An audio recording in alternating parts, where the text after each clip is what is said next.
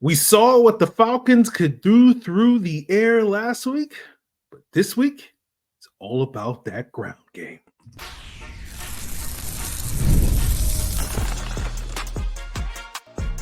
You are Locked On Falcons, your daily Atlanta Falcons podcast.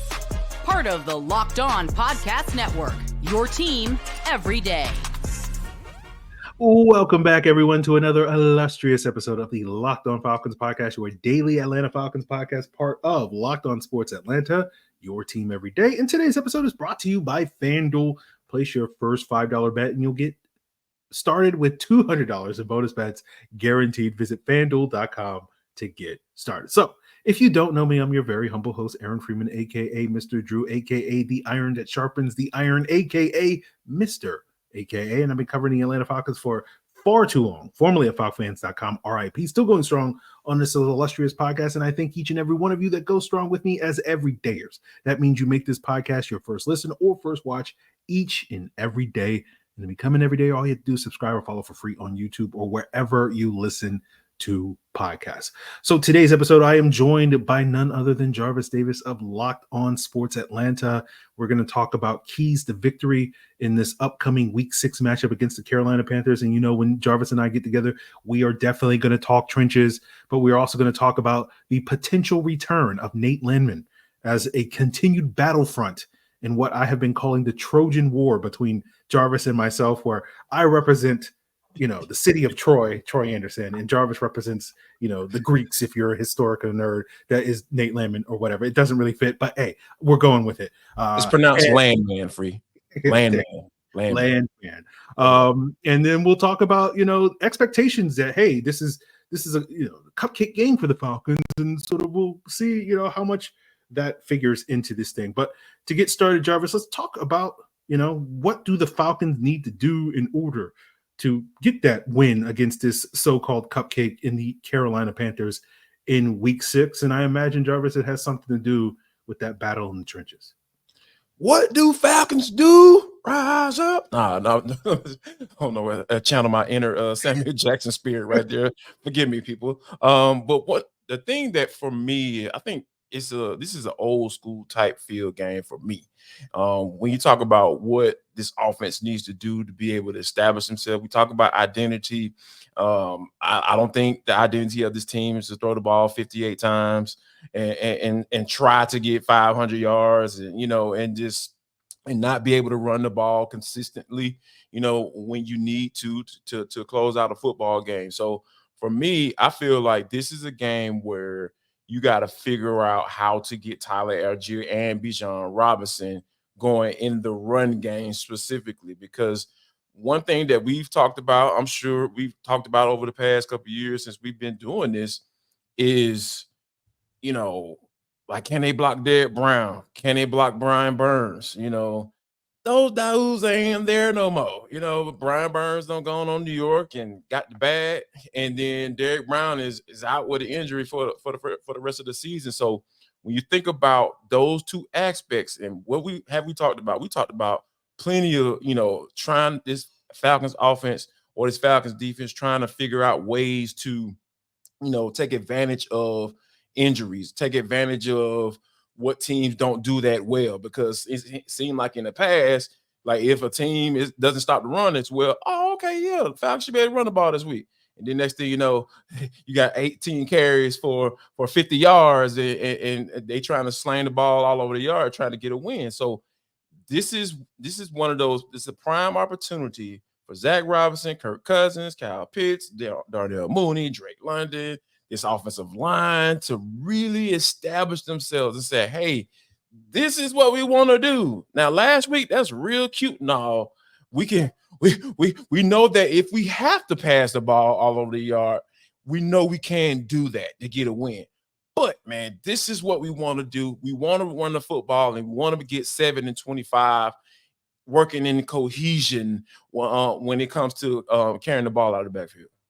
Yeah, I think you make a great point. I was listening to you, Tanitra Batiste and Maria Martin on a recent episode of Locked On Sports Atlanta, breaking down this game, and you guys talked about sort of taking advantage of what the defense gives you, right? Yeah. And last week on Thursday night, and I broke this down on the extended all 22 review that I did for the Locked On Falcons Insider. Hit the link in the description below. Join subtext.com/LockedOnFalcons. You can get it for free, 14-day free trial, then $4.99 a month after that. But one of the things that I noted watching the film was like the Bucs left the seams wide open, right? They were playing classic cover 3 where those guys aren't really carrying the vertical seams on that, and that's a vulnerability in that sort of classic cover 3. And it was wide open, and the Falcons took full advantage of it. That's why you saw all the plays to Mooney and Drake and even Kyle Pitts. You know, they got Kyle Pitts involved attacking the seams.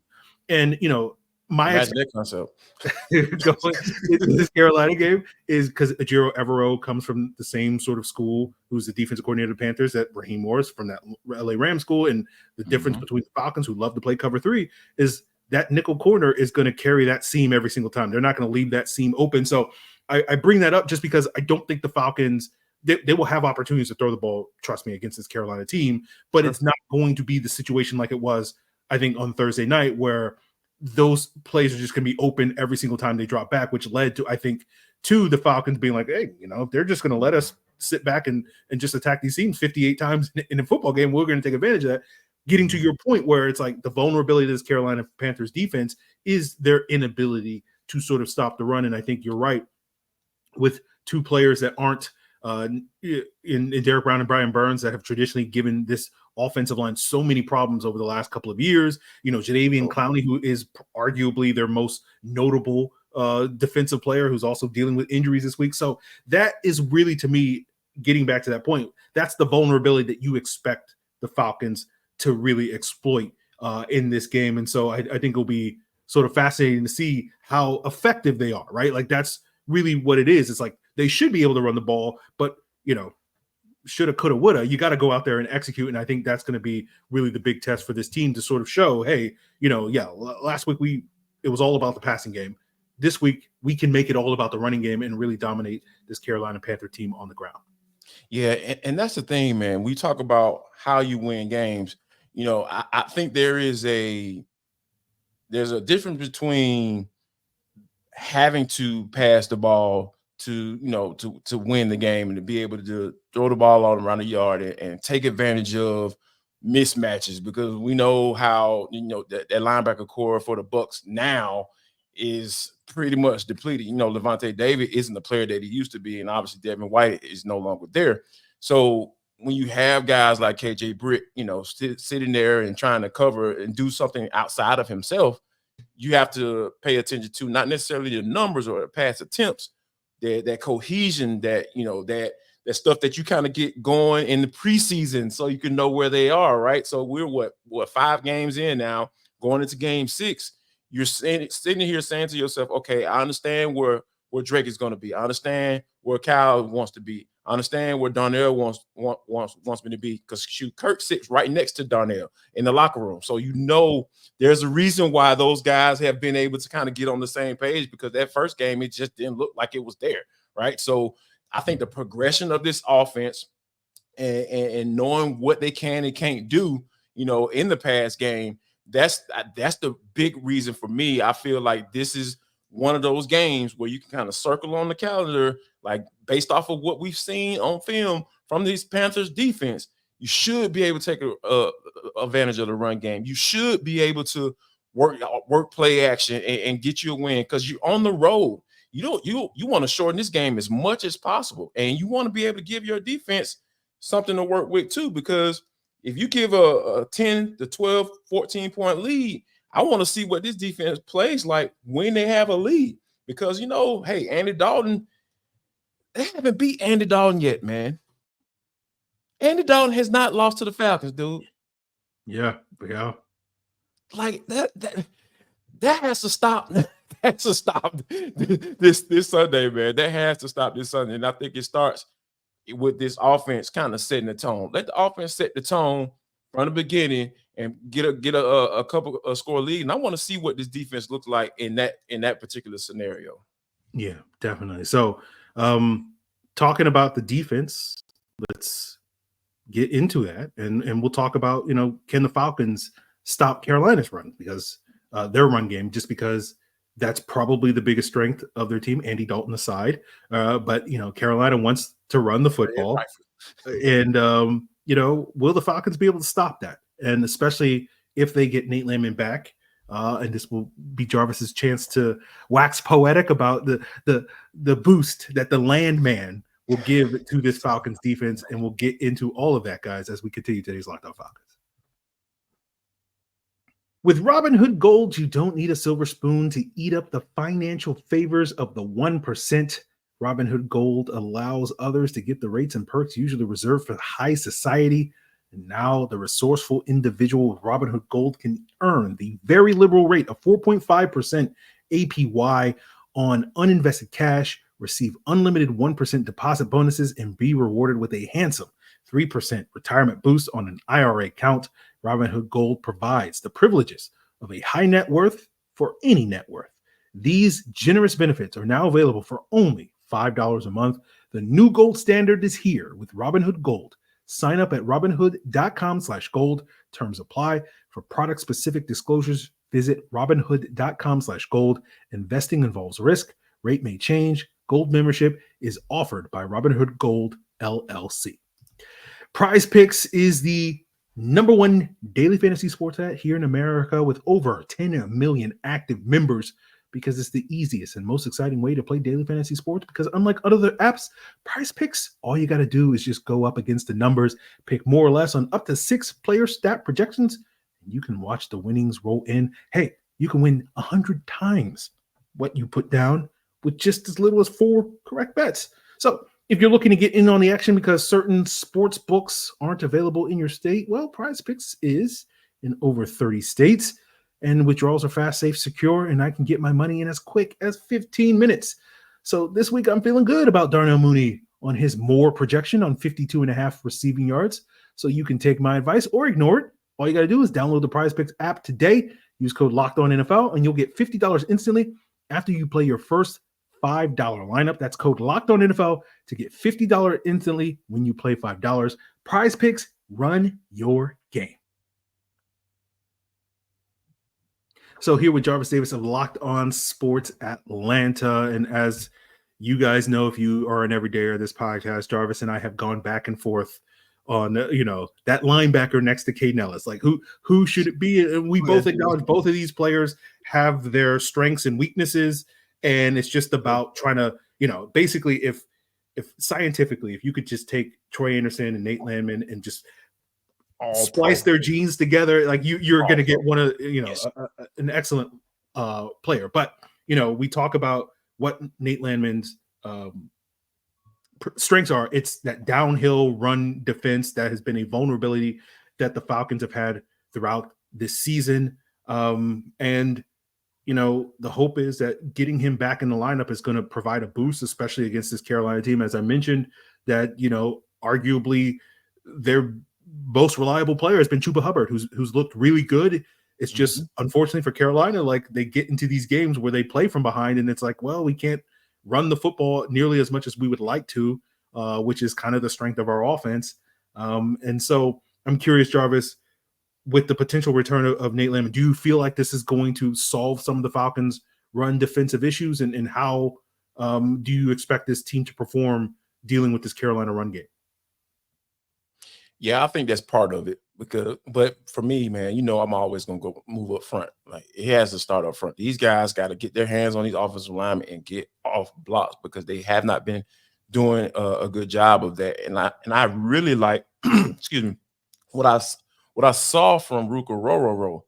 Like, he had some plays on when you watch the film and just really take a look at it.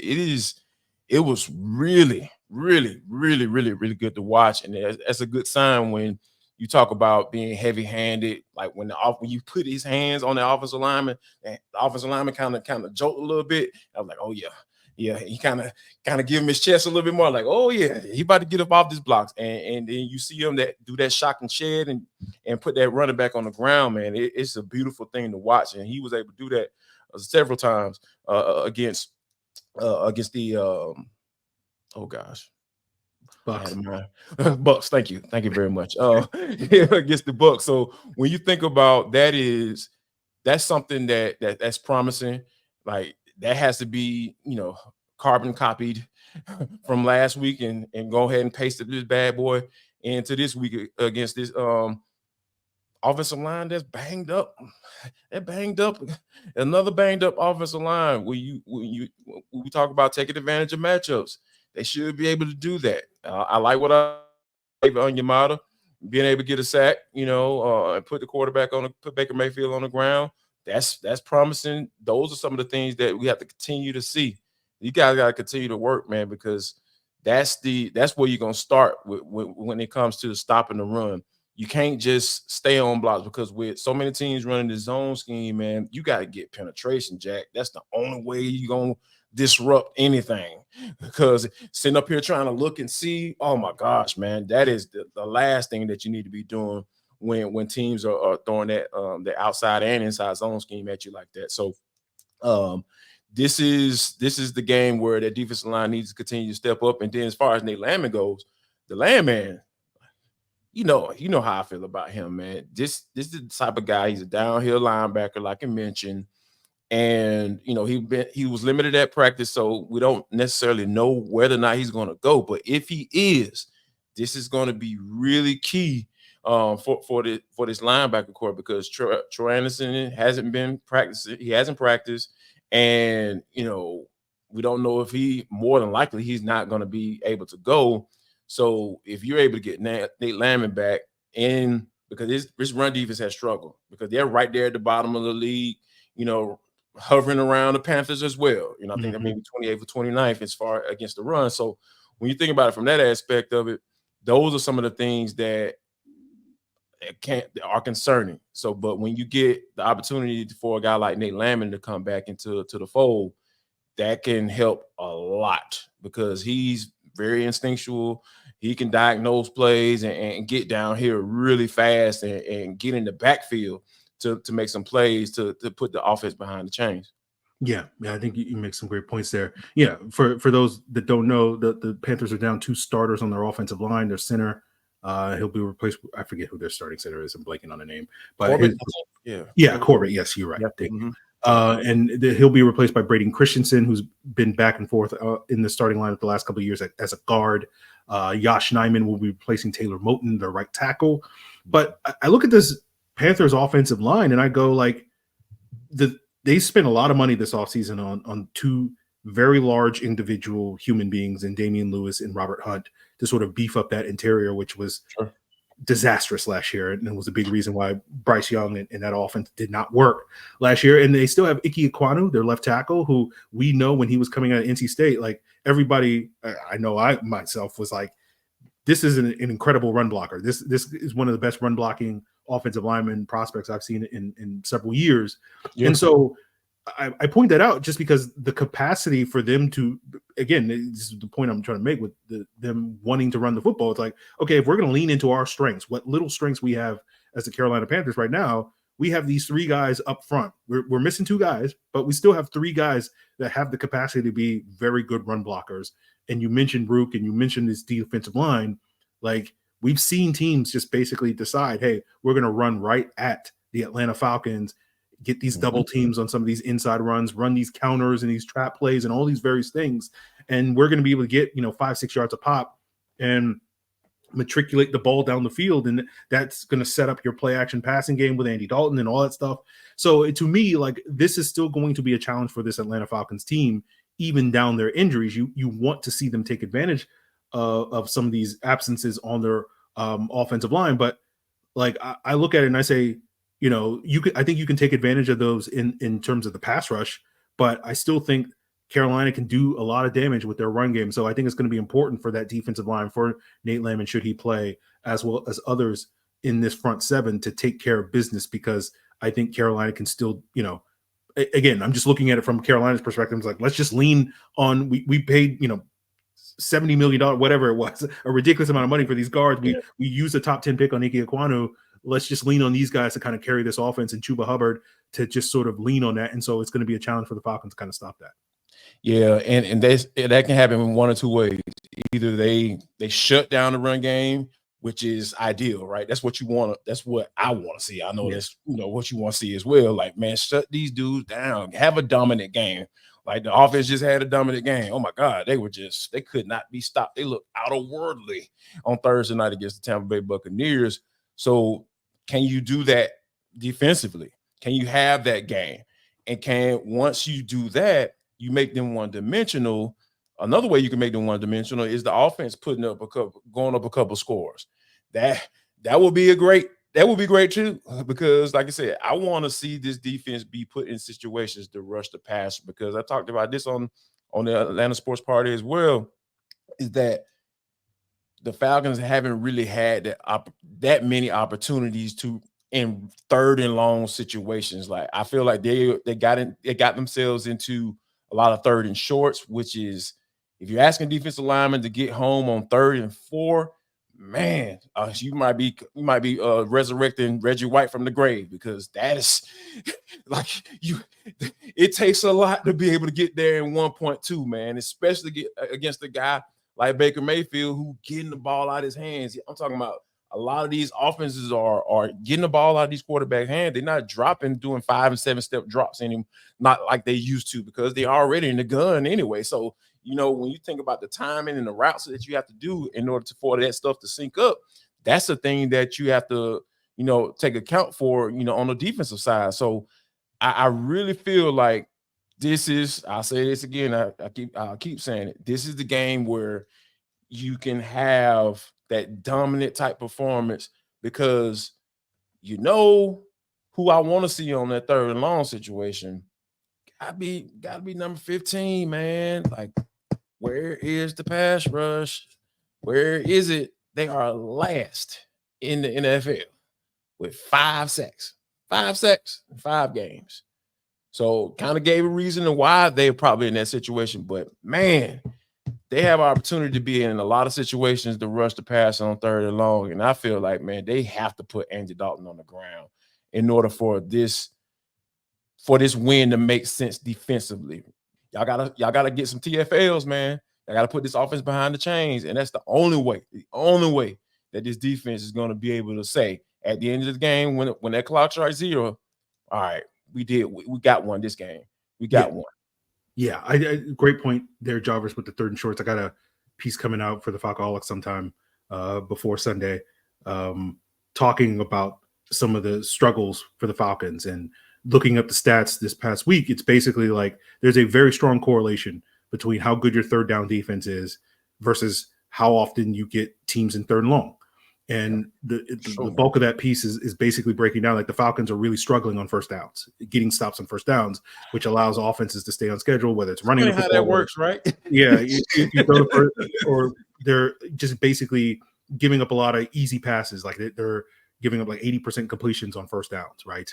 They're dead last in the NFL in completion rate allowed and whatnot. And so that, to me, those two things go hand in hand. Why hasn't the pass rush gotten there? Because guys can't really pin their ears back and get after the quarterback, because they're constantly, as you put it, in 3rd and 3 and 3rd and 4 and all those sort of situations. So I think you're right. Judon, we saw him kind of terrorize the Bucs backup right tackle in the second half of that game. Hopefully we will get 4 quarters of that sort of performance, but it does start, I think, really with how the Falcons perform on 1st and 2nd down. So we'll see if the Falcons can take advantage of that. And you're talking about, 2 sides of the ball. Can the Falcons take advantage of the opportunities that the Panthers give them? And will that lead to the sort of dominant performance that I think a lot of Falcon fans would love to see? And we'll break that down, guys, to wrap up today's Locked On Falcons. NFL fans, make sure you start the season with a big return on FanDuel, America's #1 sportsbook. So when you get that hunch in the middle of the game, you can go check out the latest stats, view live play-by-play, and so much more on the same page where you place your bets over at FanDuel.com, and you'll get started with $200 in bonus bets guaranteed when you place your first $5 bet. And whether you want to bet on the Falcons-Panthers Week 6 matchup where the Falcons are 6.5-point favorites, you want to bet on Georgia football, you want to bet on the NBA, you're feeling good about Zachary Risachet and his Rookie of the Year odds, Vive la France, head on over to FanDuel.com. FanDuel is America's #1 sportsbook. So, Jarvis, Falcons 6.5-point favorites according to our friends over at FanDuel, America's #1 sportsbook.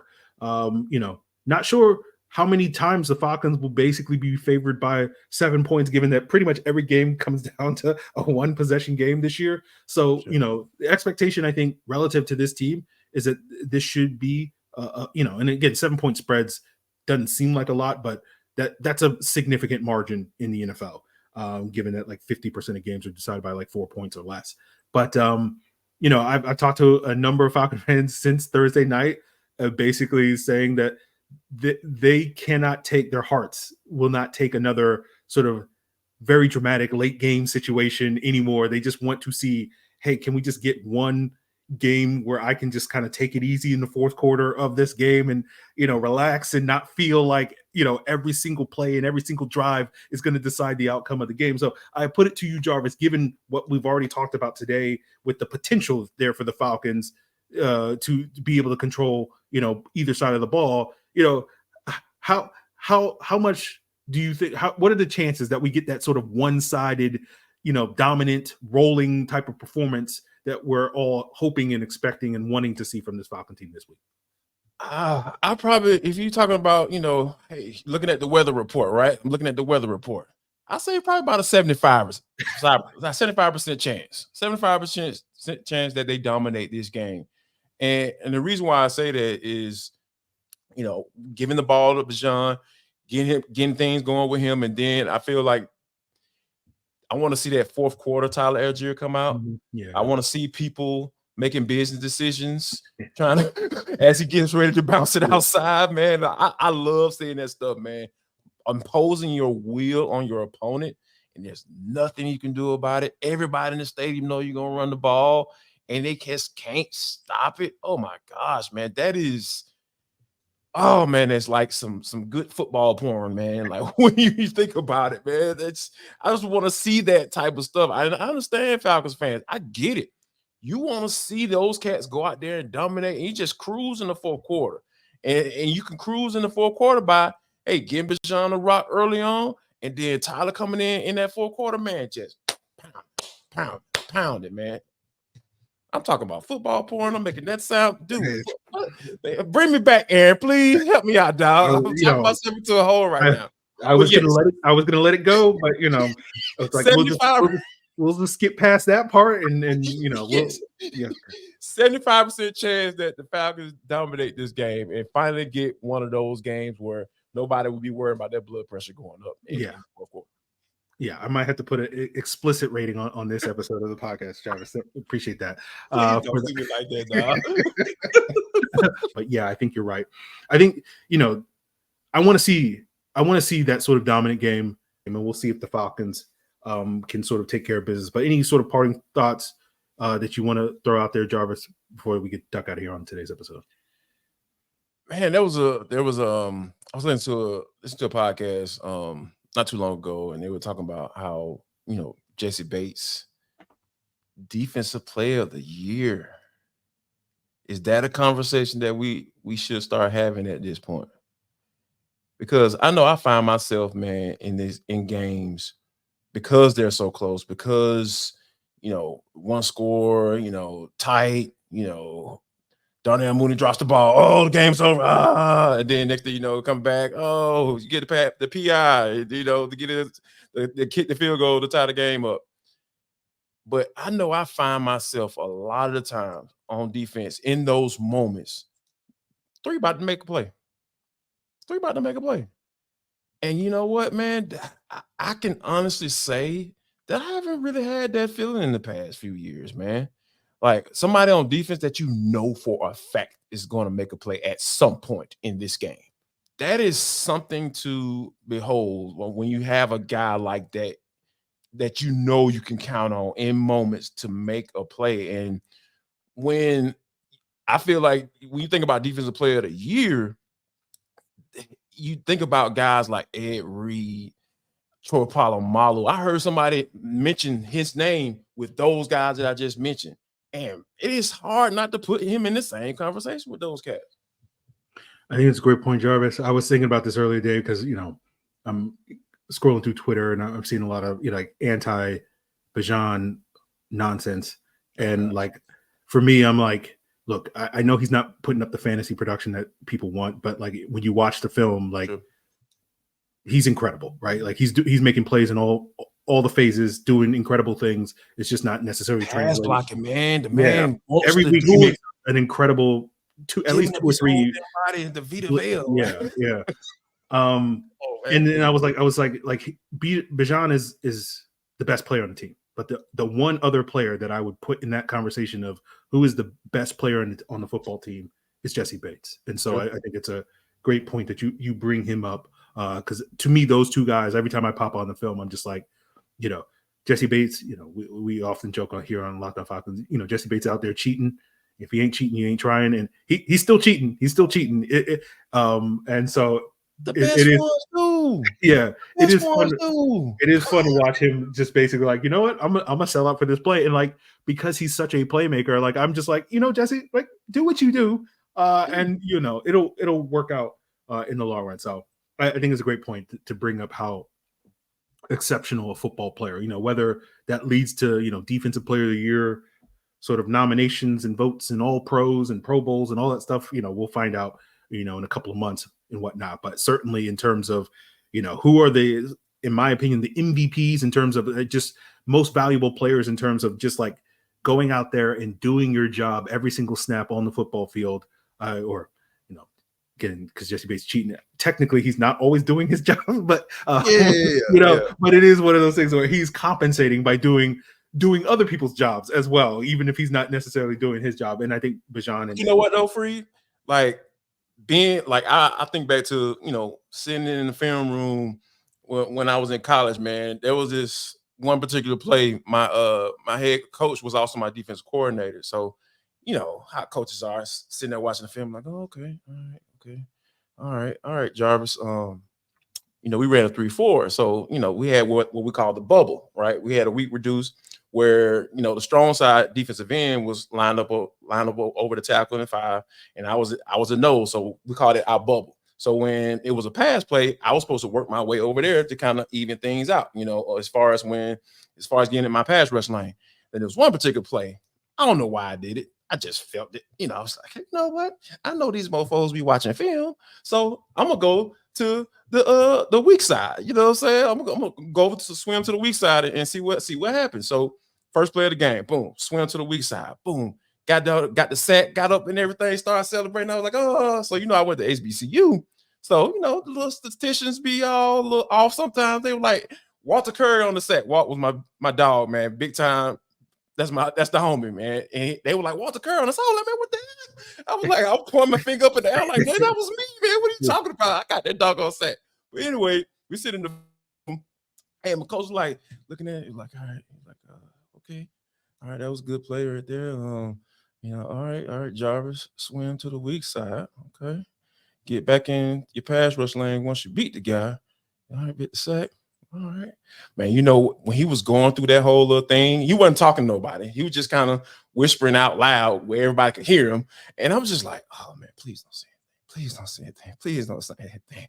And I was just like, and when he was like, oh, okay. And then he just moved on to the next play because he would tell your butt a new one if you're not doing what you're supposed to do. So I say all that to say, I'm sure Jessie Bates gets that all the time because Jimmy Lake is like, oh, okay, yeah, you're supposed to be deep third. All right, okay.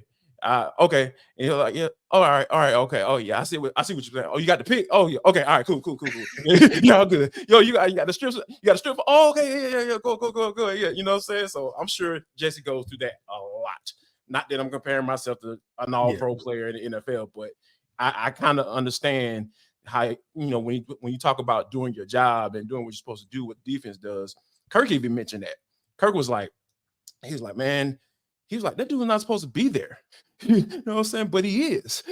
I was like, yes, that's how it works. Yeah. When you have those great players, you gotta let those dudes play, man. You just gotta let them play and let them do that doggone thing, because at the end of the day, when it comes nut cutting time, they're gonna make a play for you. And you can't do nothing but celebrate. Yes. It is, and it's not like when Jessie is quote unquote freelancing, and again, I don't know what the calls are, but I'm just like, I don't think he's supposed to be doing that right now, based off of what I understand and sort of making educated guesses on what the calls are. But it is one of those things where it's just like he's not freelancing in this like crazy way. Like it's like what are what are you doing? It's very calculated. Like you can tell. He's calculating like I can go make through this film study. Yes, I know I can maybe take this chance on this particular. And so it's that's why like I'm sure Jimmy like in these film sessions it's like he's going off on like Troy Anderson, he's going off on Clark Phillips, he's going off on these other players like why aren't you doing this? Why aren't you doing that? And then like clicks, watches Jessie. Good job, Jesse. And clicks and he goes to the next play.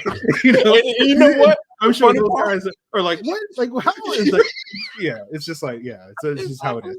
That's exactly how it plays out, dog. Cats be like, man, I know you're supposed to be in that deep third on that doggone play, man. Why coach ain't say nothing to you? Hey, man, shoot. Get on my level, dog. Yeah, it is what it is. I just think back to that Jets game last year where there was a play where Clark was in the slot or whatever, or no, he was outside, I guess, because Okudah was out that game, and someone ran a deep post, and Clark was just like trucking, and like Jessie was like, forget that. No, I'm jumping the slant. And he picked off the pass or whatever, because previously earlier in the game, they threw it across her and Okudah got beat by Garrett Wilson. And he was like, he's going to throw this again. And so he just completely abandoned his deep third responsibilities, picked off that pass and was just like, boom, made a play. And that was a big reason why the Falcons won that game. And I know Clark was just like out of breath, coming back to the sideline, like, good play, Jessie, but you're supposed to help me out, on the deep ball, and it's just like I do what I do, So that's what it's just like he's a cheater, and it's an incredible thing to watch each and every day. So, amazing to watch, so fun to watch. Yeah. So, we'll see what type of shenanigans Jessie Bates and the rest of this Falcon team gets up to this weekend against Carolina Panthers. We'll see if they can get that sort of dominant win so that you guys can take a breather and relax in the fourth quarter rather than feeling like, 32 seconds left in the game. Like, are we going to win the game and all that stuff that has been the story of the Falcons so far this season. So we will, be back on Sunday evening doing a postcast. Jarvis, you won't be there, right? Is that correct? Unfortunately, I won't be able to make it, man. My wife is forcing me to celebrate our 12-year anniversary of marriage, man. So, there we go. Dare she? But during the football season too. What's wrong with you? But it will be myself and Tanitra holding it down for you guys on the postcast. Check us out, Locked On Sports Atlanta, on YouTube or wherever you get your podcasts. Of course, we'll be back as well, probably with a late night Sunday night Locked On Falcons rapid reaction. So continue to make Locked On Falcons your first listen, and make sure you check out Locked On NFL as your second listen to get the lowdown on all what the other 30 NFL teams and matchups are going to be this weekend. It's all part of Locked On Podcast Network, your team every day.